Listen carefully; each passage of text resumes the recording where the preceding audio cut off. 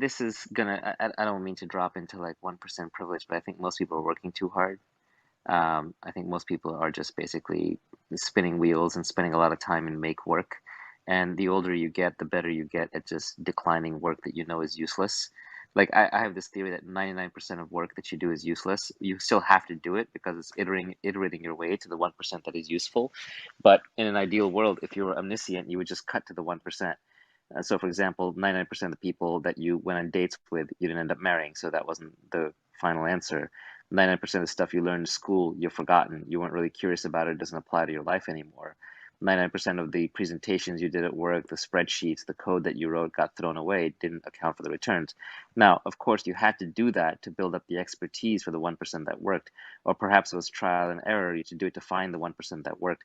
But as you get older, you just get better at figuring out, well, actually, instead of taking 100 shots on goal to get the one that works, I'm actually going to narrow it down so I take 10 or 20 or 30. And a lot of judgment is just knowing not what to do in the first place. The ability to say no and be correct that that was a no is a superpower. You want to be able to filter out things very efficiently, and that just comes through experience. But if you're becoming more and more experienced and you aren't filtering projects and firing customers and not pursuing certain marketing strategies and declining working with certain kinds of people and even turning away the money when it doesn't make sense, if you're not doing that, then you're not going to scale properly. So I do think that a lot of people just end up spending a lot of time in busy work and make work. We're also in this odd society where we think that, well, every degree takes 4 years. Isn't that a coincidence? Whether you're becoming an expert in art history or architecture or computer science or physics, it takes exactly 4 years. What a heck of a coincidence. Every job takes 8 hours a day, 5 days a week. Whether you're coding up the next cryptocurrency or whether you're marketing something or whether you're HR or whether you're a receptionist, it takes the same amount of hours. What a coincidence. Obviously, I'm being facetious. Obviously, that's not correct. So we have these one size fits all rules that don't make any sense. And yet we look around and some of the most successful people in the world, Warren Buffett, that guy makes like one decision a year that matters. He spends a lot of time reading books and a lot of time playing bridge, and he's one of the richest men in the world. So it's not really about hard work. Elon Musk is working around the clock, but he's also partying hard. He's dating, he's tweeting, he's running multiple companies, he's driving cars, he's moving around, he's engaging in politics, he's getting sued by the SEC. Busy guy. Where does he find the time for all this? The guy at the corner convenience store is working 80 hours a week. I don't see him being any more successful than Elon Musk or even close to that. So clearly, hard work, although it's important, it's an element, it's one leg of the stool, it's probably not the most important one. And you can definitely make trade-offs as you get older and wiser about working less hard but working more smart. It's very, very true. And especially in the age of leverage that we live in, judgment just gets magnified. One little decision magnified 1,000 times, 100,000 times, million times. That's why you see such outsized fortunes. One person decides to code up a face mash at Harvard and they become Facebook. The other one decides to code up something that you've never heard of because it was close but not quite. It just hit number 100 in the App Store for a week and then it was gone. So it's not really about hard work, it's about judgment. So hard work is important to the extent that it builds up judgment. But eventually, when you have the judgment, you should be saying no all the time. Yeah, I mean, I think also over time you have capital, right? You have credibility, you have potentially just money that you can pay people to do the work, which is something a lot of people you kind of I think that's sort of step Yeah, one is well, like you have to figure out right, how to do the thing that you like to do all the time, or at least make right. free the calendar.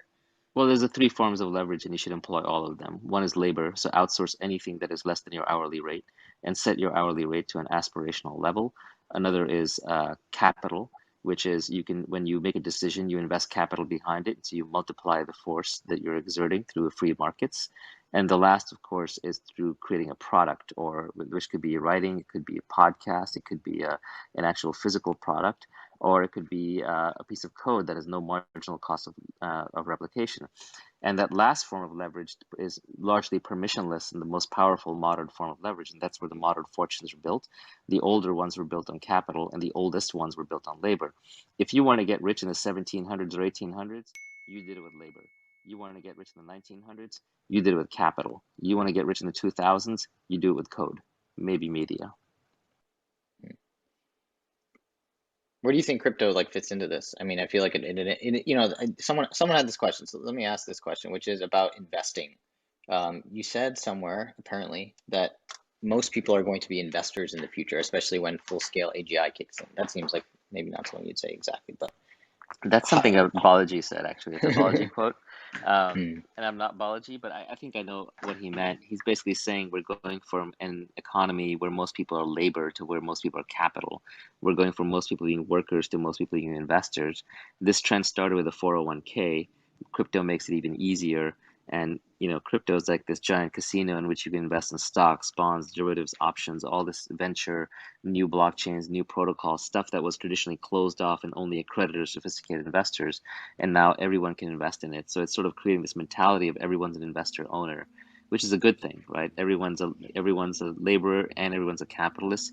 And ideally, I think the highest form beyond laborer and beyond capitalist is creator. Everyone's a creator. Everyone's either creating product, or they're creating code, or they're creating media, they're creating ideas, they're creating books, they're creating podcasts, they're creating YouTube, they're creating Twitch, what have you. But the creator economy in that sense is the apotheosis, it's the highest level. Above the labor economy, above the capitalist economy, is the creator economy.